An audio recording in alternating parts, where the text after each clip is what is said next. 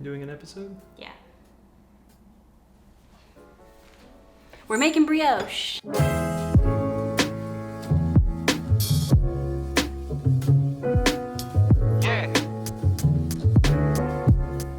Well, we're gonna attempt to make brioche.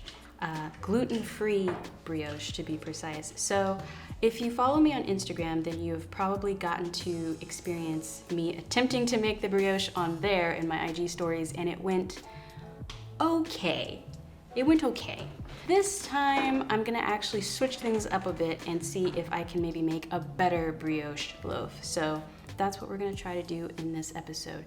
And for those of y'all who don't know what you're watching, hi, I'm Halise. And I'm Chris. This is Chris. This is Sans Gluten, where we're cooking culture gluten-free. So I actually converted this brioche recipe from a traditional recipe. And something that I'm starting to learn with gluten-free baking specifically is that you're not actually really trying to worry about things rising in a certain type of way. Usually with most baking, if it contains gluten, you're trying to work the gluten into the dough. So you're kneading it and things like that. With a lot of gluten-free baking, I'm noticing there's very little to no need to knead the dough. So I think in this recipe, that's gonna be something that I do.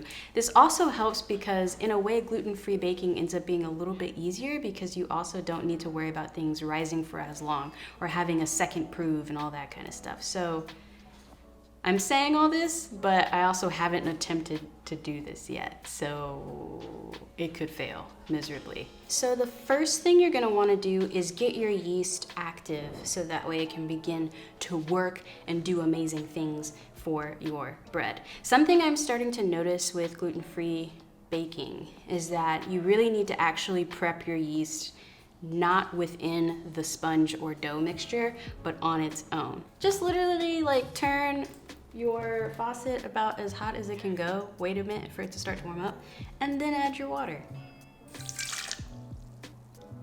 Okay. Ooh, it's already doing stuff. All right, so we're gonna let our yeast begin to work for just like 5-10 minutes. If you haven't already, while this is going on, get your eggs ready. Everything that we're making for the brioche needs to be at room temperature. So you wanna set out your eggs beforehand, you wanna set out your butter beforehand, you want everything to be at room temperature, you don't want things actually to be cold. So set everything out if you haven't already while your yeast is working. A lot of recipes, it's actually better to weigh things than to do traditional sort of scooping in 1 cup, 2 cup, because different flours have different densities, and so you wanna go actually by like grams and things of that nature. What I will do though is I'll tell you how much it weighed, but then I'll also give you what the cup equivalent would be, so that way if you don't have a scale, you can still try to do this. But know that it might not come out as well because you didn't have a scale. It's more accurate. Yeah. Yeah, all that to say, it's more accurate, what he said. Because it's science. You will need milk for this as well. 1/3 of a cup. Not a sponsor, but Lactate. totally looking. Throw it in the microwave maybe about like 20 seconds to get it to around 110 degrees Fahrenheit. If you've got a thermometer and you want to be epic like that, go ahead. But I mean, just put it in the microwave for like 20 seconds. You're good. So we're going to take our milk, go ahead and add it in, and then we're going to add 1 egg. And it's still a little cold, but that's okay. We need to start composting, man. Boop. And then we're gonna go ahead and add our sugar and some of our gluten-free flour. As y'all know, for this, I'm using Bob's Red Mill's gluten-free flour. Not really because it's like amazing or anything, it's just what I have access to here in Texas. So Bob's Red Mill is what we're using for this. So for this step, we're not gonna use our attachment, we're just gonna mix it with a spatula. Blend it in with everything. Fun fact, silicone spatulas can break. Yeah, I broke the spatula, y'all.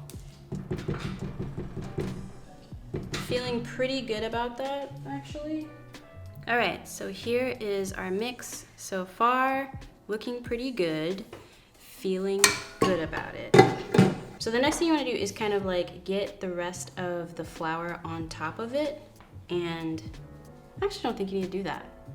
Because the reason why the original recipe I used, they say to do that so that way you can see that the yeast is activated, but we've already activated the yeast, so we know it's working. It's fine. So add the rest of your flour in, and here we go.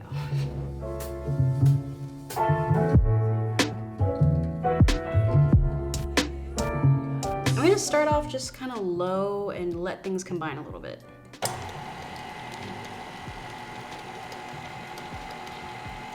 Oh, Xanthan Gum. Okay. Also, make sure your KitchenAids are green. Those are the ones with extra flavoring.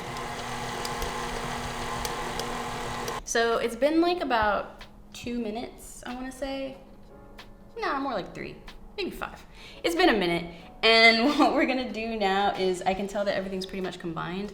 I'm gonna scrape the sides down and, you know, just kind of make sure, help everything along. And then I'm gonna put it back on, and I'm gonna kick it up a little bit to like medium speed for probably about 10 minutes or so.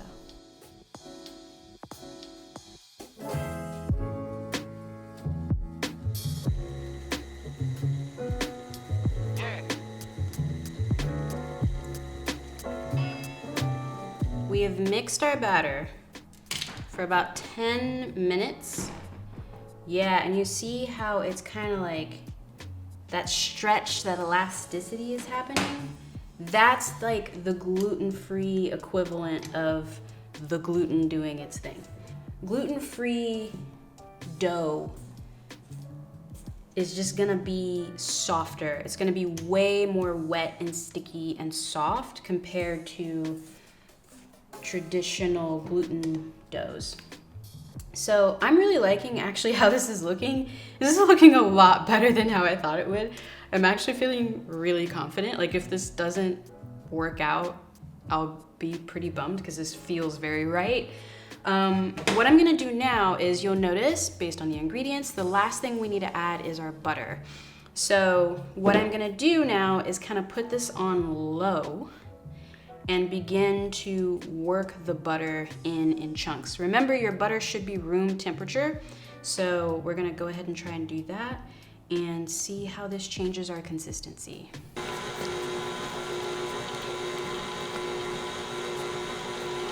And I'm just kind of throwing chunks of the butter into everything. Your butter should be soft enough where you can easily just break a piece off. Like that's how soft your butter should be. So what I'm gonna attempt to do, if you have a scooper, then you're like an ice cream scooper, then you're probably in business. Oh, okay. Make little globby globs. You know, I would say probably put it in this thing, since it'll keep it tighter. So we're gonna attempt to make globby globs of the dough. It's a glob. That's one glob.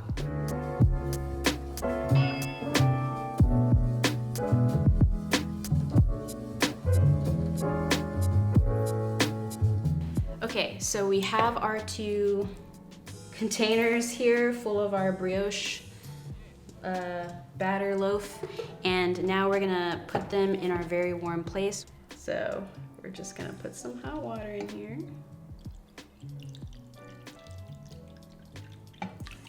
Fine.